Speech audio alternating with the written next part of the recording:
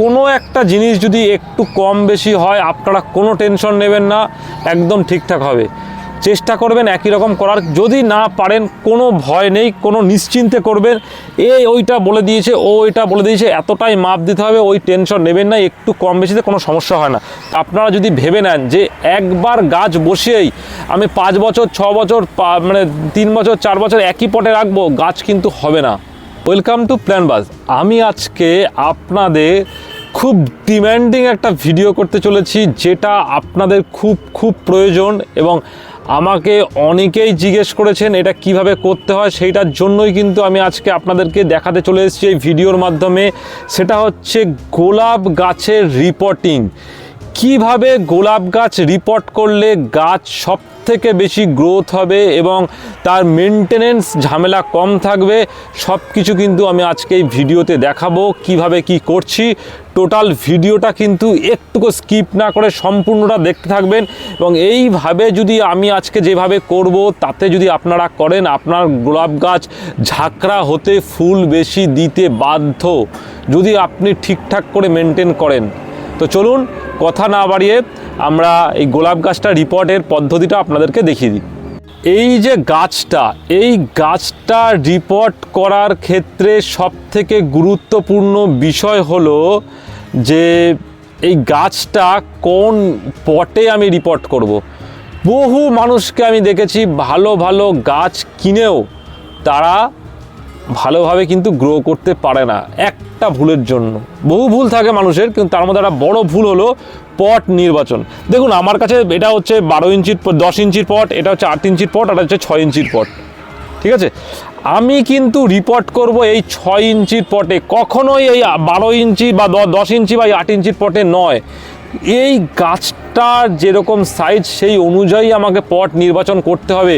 এই গাছটা কোনোভাবেই এইটার সাথে যাবে না, কোনোভাবেই এই টবে যাবে না। আপনাদের কিন্তু এটা মাথা রাখতে হবে। আপনারা যদি ভেবে নেন যে একবার গাছ বসিয়েই আমি 5 বছর 6 বছর মানে 3 বছর 4 বছর একই পটে রাখবো, গাছ কিন্তু হবে না। এটা কিন্তু আপনাদেরকে পরিষ্কারভাবে বুঝতে হবে। আমি বহু জায়গায় দেখেছি, সবাইকে বললেও অনেকে ভাবেন যে আমি খারাপ কথা বলছি বা বিরক্ত হন বা লাগিয়ে ফেলেছি কি করব, কিন্তু না। প্রথম জিনিসটা আপনাকে শুরু করতে হবে ভালো দিয়ে, সেটা হচ্ছে ঠিকঠাকভাবে শুরু করতে হবে। সেটা হচ্ছে এই টব নির্বাচন। টবটা কিন্তু এই সাইজের গাছে অবশ্যই কিন্তু 6 ইঞ্চির টব লাগবে। আর গোলাপ গাছ কিন্তু কোনোভাবেই এই প্লাস্টিকের টবে করবেন না। বিশেষ করে গরমকালে কিন্তু ভীষণ প্রবলেম হবে, রুট হিট হয়ে যাবে, গাছ কিন্তু মারাও যেতে পারে। তো প্রথমেই ভাইটাল জিনিস যেটা, সেটা হচ্ছে টব নির্বাচন। এটা আমি টুকরোগুলো আমি আগে টবে দিয়ে নেব, দিয়ে রাখলাম। এবার আমি টবটাকে সাইড করে রাখবো। এবার তৈরি করব মিডিয়াটা। আমি আজকে যে জিনিস দিয়ে মিডিয়া তৈরি করব সেগুলো আপনারা, কোনো একটা জিনিস যদি একটু কম বেশি হয় আপনারা কোনো টেনশন নেবেন না, একদম ঠিকঠাক হবে। চেষ্টা করবেন একই রকম করার, যদি না পারেন কোনো ভয় নেই, কোনো নিশ্চিন্তে করবেন। ওইটা বলে দিয়েছে, ওইটা বলে দিয়েছে, এতটাই মাপ দিতে হবে, ওই টেনশন নেবেন না, একটু কম বেশিতে কোনো সমস্যা হয় না। তো এবার আমি শুরু করি। এই দেখুন, প্রথমেই নিচ্ছি গার্ডেন সয়েল। এই একদম ফ্রেশ গার্ডেন সয়েল, ঝুরঝুরে মাটি নিলাম, এটা আমি নেব।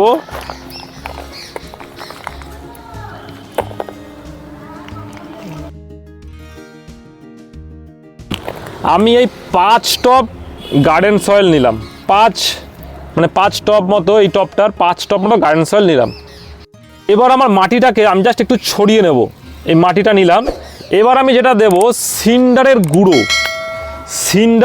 সিন্ডার গুঁড়ো আমি ঠিক দেব হচ্ছে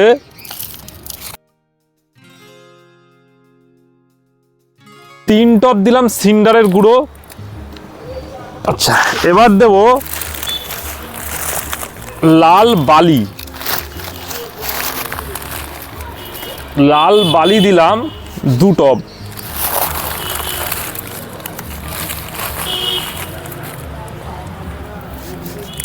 ঠিক আছে, লাল বালি 2 টব দিলাম। তারপর দেব, দেখুন একদম ঝুরঝুরে গোবর সার।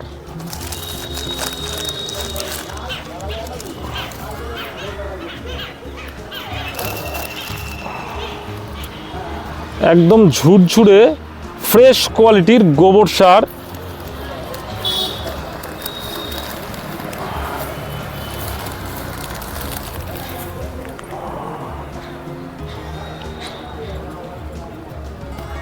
আমি 2 টপ গোবর সার দিয়ে দিলাম, আর একটুখানি দিয়ে দিলাম, একটু পরিমাণ মতো করে একটুখানি হাত দিয়ে একটু অল্প একটু দিয়ে দিলাম, 2 টপ দিলাম।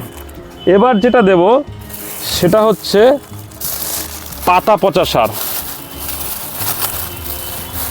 লিফ কম্পোস্ট যেটাকে বলা হয়। এই পাতা পচা সার দেব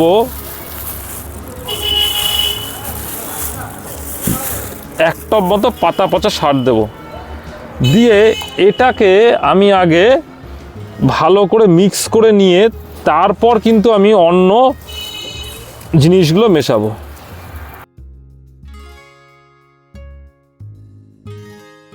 এবার দেব আমি ট্রাইকোডার্মা ভিরিডি। এটা একটা পরিমাণ মতো বুঝে আপনাকে দিতে হবে। দেখুন এতটা পরিমাণ মতো আপনারা বুঝে নেবেন। দেখুন আমি যতটা পরিমাণ নিলাম সেই অনুযায়ী এটা আমি একটু ছড়িয়ে দিলাম। এটা একটা বায়ো ফাঙ্গিসাইড, এটা কিন্তু বায়ো ফাঙ্গিসাইড।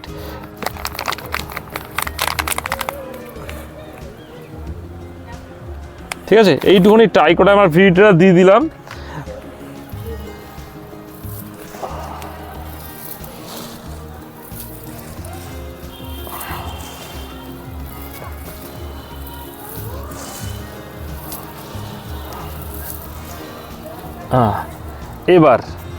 এবার আমি দেব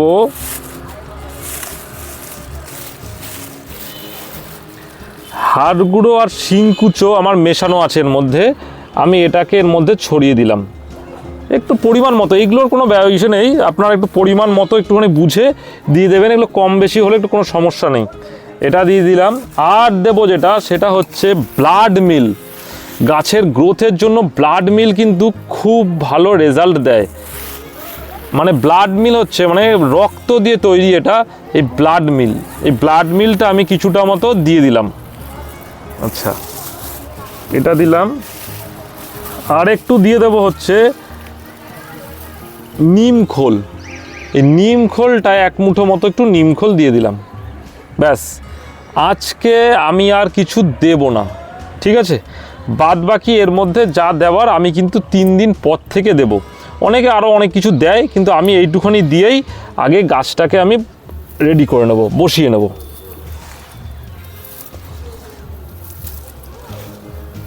এর অনেকে কি করেন এর মধ্যে হিউমিক অ্যাসিড দিয়ে দেন। আমি হ্যাঁ হিউমিক অ্যাসিডটা দেবো, সেটা আমি দেবো 2 দিন 3 দিন পর ওটা ডাইরেক্ট ড্রেনেজ করে দেবো। এই মিডিয়াতে আমি দিলাম না।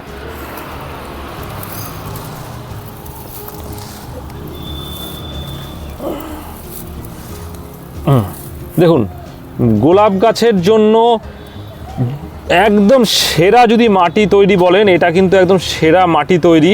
এখানে সিন্ডারও আছে, মাটিও আছে, একদম বালিও আছে। একদম সুন্দরভাবে জল কিন্তু বেরিয়ে যাবে, কোনো রকম জমে থাকার চান্স নেই এর মধ্যে।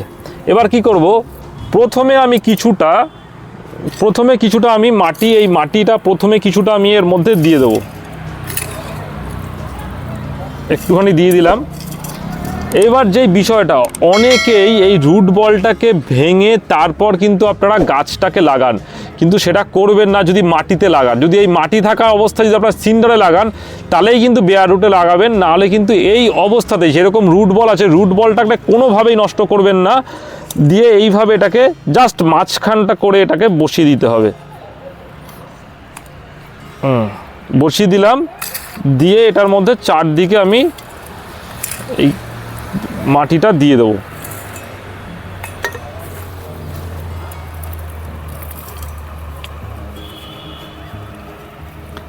একটা বিষয়, কখনোই কিন্তু টব ভর্তি করে মাটি দেবেন না। অন্তত 1 থেকে 2 ইঞ্চি মতো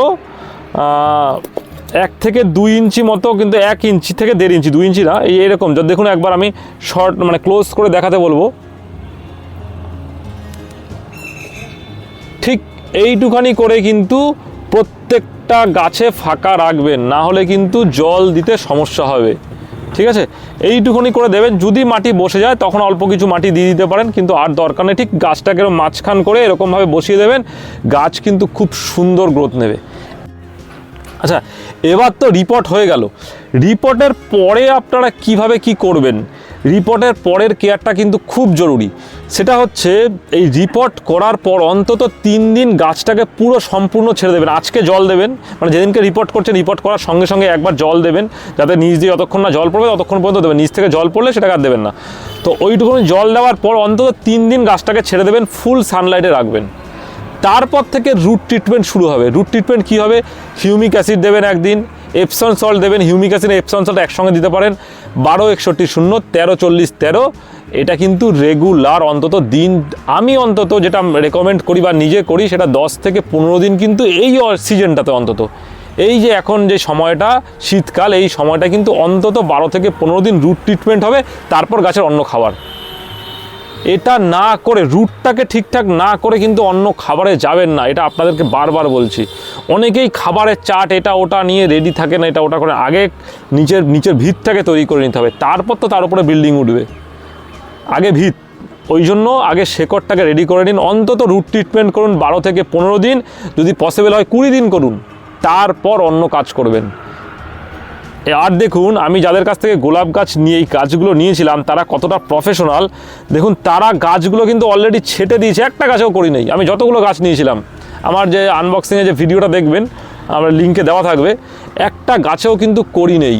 সব কটা গাছে কিন্তু করেছিল, আমি দেখতে পাচ্ছি ডগা কিন্তু কাটা। আমি এইটা বারবার আপনাদেরকে বলি, আপনারা কেউ শুনতে চান না, সবাই ফুলের মায়া করেন। এই সময়টায় কিন্তু কেউ ফুলের মায়া করবে না যখন যদি গাছটাকে রিপোর্ট করেন। যদি গাছটা বাড়িতে এনে রিপোর্ট না করেন, যদি রেখে দেন, তাহলে ফুলটাকে নিতে পারেন। কিন্তু যদি রিপোর্ট করতে চান তাহলে কিন্তু অবশ্যই গাছের মাথা ডগাগুলো কেটে তারপর কিন্তু রিপোর্ট করবেন। এটা কিন্তু ভীষণ ভীষণ একটা গুরুত্বপূর্ণ ট্রিক্স। এটা কিন্তু বহু লোকে করে না, তার জন্য কিন্তু গাছের গ্রোথটা নেয় না।